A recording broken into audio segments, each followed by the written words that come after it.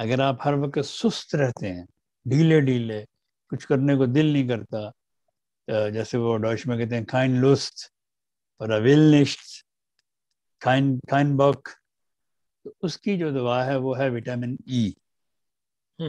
کسی بھی چیز کی لائستنگ کو، کسی بھی چیز کی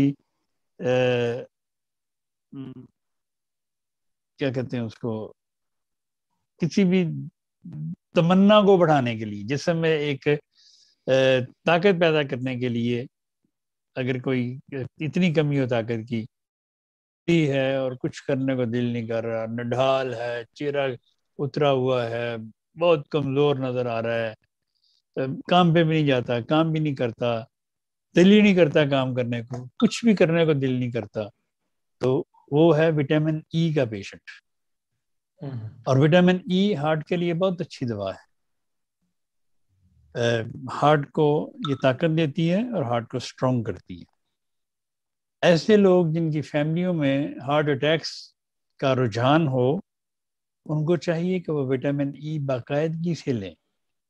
وٹامن ای 6x میں، 30 میں، 3x میں، کسی بھی طاقت میں، تو روزانہ ایک دفعہ 2 دفعہ دن میں لیں. رات کو لیں، صبح کو لیں، شام کو لیں، دوپہر کو لیں، جب مرضی لیں.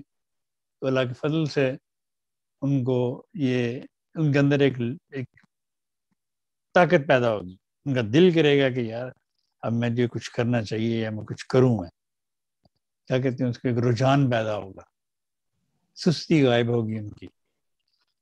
تو